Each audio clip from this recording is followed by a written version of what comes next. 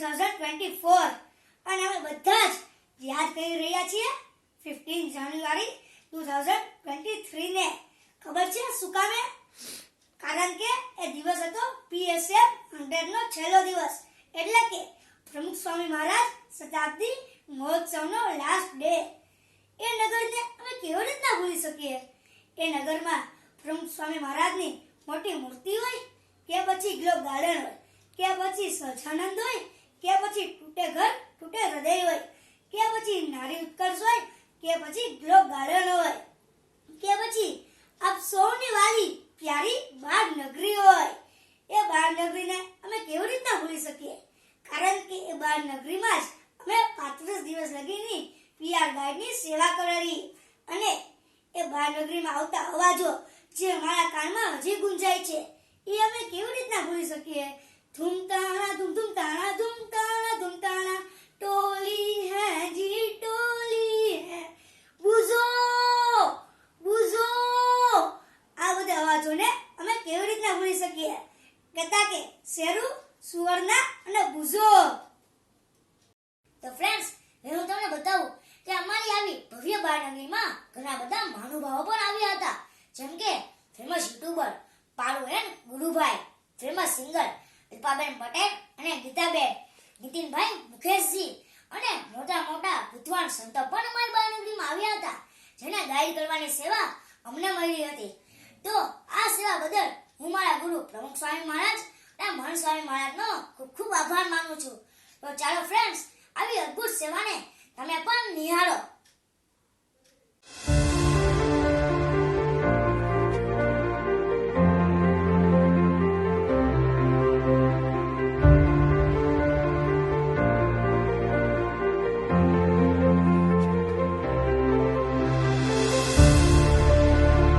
परम पूज्य प्रमुख स्वामी जी ने धर्म की रक्षा के लिए इन संतत्व वाले साधुओं की एक सेना खड़ी कर दी है. इस शाश्वत परंपरा को और सुदृढ़ बनाने के लिए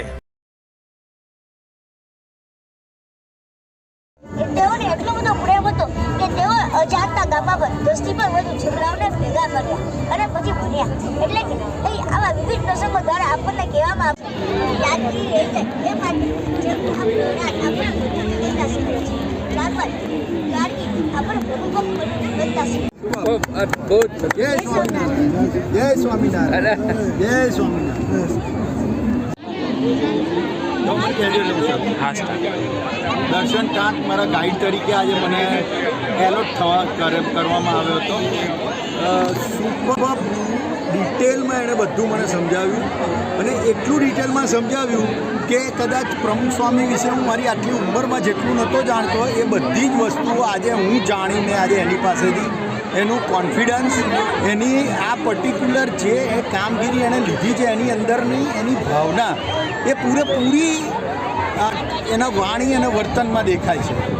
અને હું ભગવાનને પૂજ્ય સ્વામિનારાયણ મહારાજને પ્રાર્થના કરું છું કે આ માણસ મોટો થઈને ખૂબ મહાન વ્યક્તિ બને, અને જે જે વસ્તુઓ આજે એણે મને સમજાવી છે એ બધી જ વસ્તુઓ એણે એના જીવનમાં અપનાવે.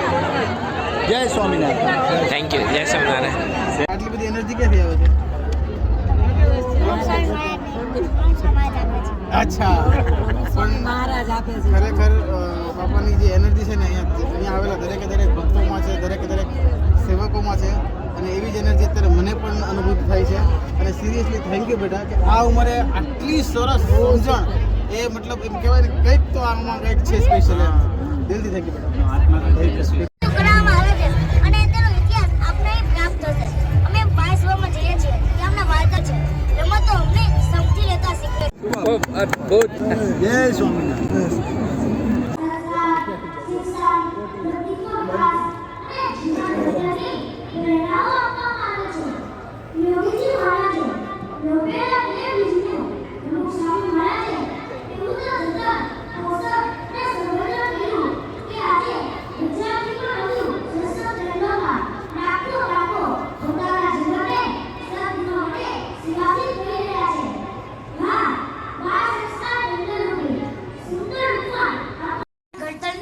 પ્રેરણાઓ આપવામાં આવે છે.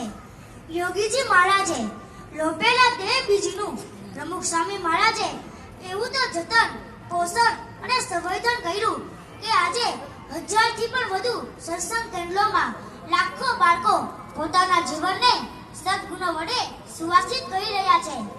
હા, બાળ સંસ્કાર કેન્દ્ર રૂપે સુંદર ઉપવન આપણને દેખાય છે, પરંતુ તેને વિકસાવવા માટે પ્રમુખ સ્વામી મહારાજે ભેડેલો વીઠો અકલ્પનીય છે.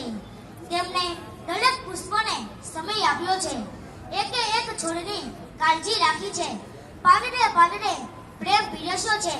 તેથી તો આજે તેમના મીઠા ફળને દેશ અને દુનિયા ચાખી રહી છે. તો ચાલો એવા ફૂલોની ફોલમ અને માળીની માવજતને કીર્તન રૂપે માનીએ.